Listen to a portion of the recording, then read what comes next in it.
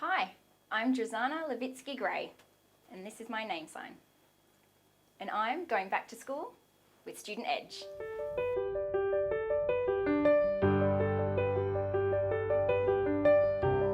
Hello, I'm Simon Miraudo, and today I'm chatting with Drisana Levitzke-Gray, 2015's Young Australian of the Year. Thanks for joining us, Drisana. Thank you for having me. Now, we're not travelling too far back in time with you because you've only graduated from high school in 2010. Is that a lifetime ago for you? Because so much has happened in the last 5 years, or is it still fresh in your memory? It does feel like a lifetime ago. It's a completely different world for me now. So really, everything's just been lots of life experience. Everything's happened so quickly. I still do remember high school, but when you say, oh, you graduated in 2010, that does feel like a while ago now. Well, tell me, was high school overall a positive experience for you? It was a little bit of a mixture, I would say. So I graduated as the top student in 3 areas, so that was wonderful to leave with those achievements. I won the Tourism Award as well, so that was fantastic. But if I looked at it as a whole experience, there were still a lot of barriers that I faced. So there were good experiences as well as some bad. So Shenton College actually has a deaf education centre there, and there's about 30 students. So there were also, and in my year group, there were about 5. So that was good. When it came to recess and lunchtime and break time, I was able to still communicate and relax with people using my language, Auslan. When we went into classrooms, I was mainstreamed with hearing students. I had interpreters and had note takers, which was great. So I think at the beginning of high school, it was wonderful, it was exciting, it was new, got to meet everyone, and that was great. But I think as time went on, there were a lot of barriers with teachers, with some policies, and maybe my rights not being recognised, and a little bit of discrimination in classroom. So like, for example, teachers not wanting to put captioning on any of the videos that they were showing in classrooms. So at that point, I kind of really had to stand up and say, we need this, I need this access. I suppose a little bit disappointing because high school was supposed to be about learning and making friends, but every time a barrier came up, I was the one that had to stand up and advocate for my rights, I suppose. I suppose from another perspective, peers and making friends and school itself was great.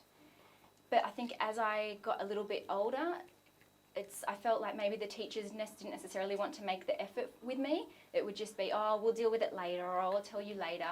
So I suppose that could become, or did become, a little bit isolating.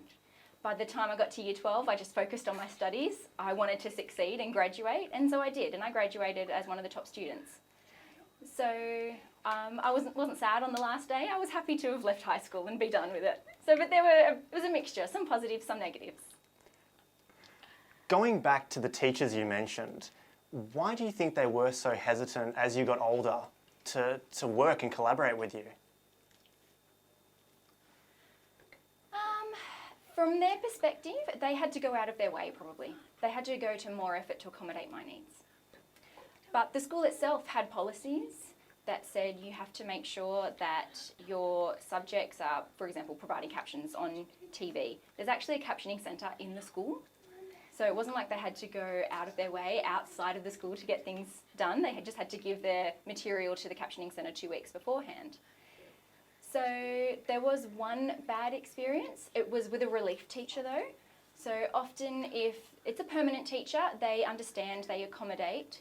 But sometimes if they forgot to caption something, they would say, oh, it's my fault, that's fine, we'll save that for another time in a different class. But there was one awful experience with a relief teacher who was very stubborn and said, well, too bad, I'm not going to follow that policy. You're only one student in this class. You're the only one who needs this. So yeah, that was probably an awful experience. Well, congratulations on being named Young Australian of the Year. That is a massive achievement. Thank you so much. You were named because you were such an advocate of Auslan in Australia. Tell me, is that something that you always wanted to be? When did that become a desire for you to really advocate for Australian Sign Language? Well, I grew up in the deaf community, so I've always been involved with Australian Sign Language, Auslan. I've always been a part of the community and part of its culture and its history.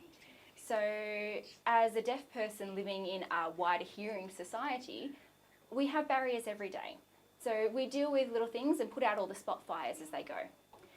And high school was probably a place where I experienced a lot of barriers, but at the same time, I wasn't necessarily respected as equal.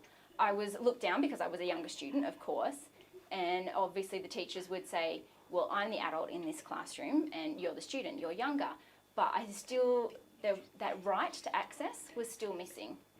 So really, it didn't matter about who we were, it was about working together to resolve a situation. And then as I got, maybe later in my teen years, I started to stand up, not just for myself, but for the other deaf students as well, who maybe weren't as assertive to say something. So I was obviously very assertive to stand up for my rights, so I did that on behalf of the other students as well in the classroom.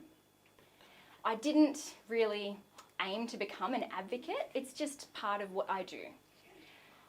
I suppose I'm not the only person who's experienced those barriers, and if something is wrong or if there is a barrier, I'm going to say something. So I suppose it's become a little bit of a habit. I have, learnt these skills to negotiate how or mitigate these barriers. So I don't do it just on behalf of myself, I do it on behalf of everyone.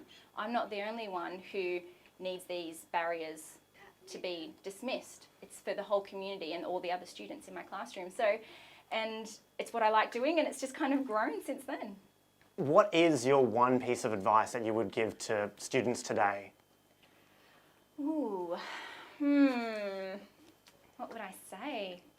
I think it's important to enjoy your high school years, because if you're looking at, it looks long, but it goes quickly.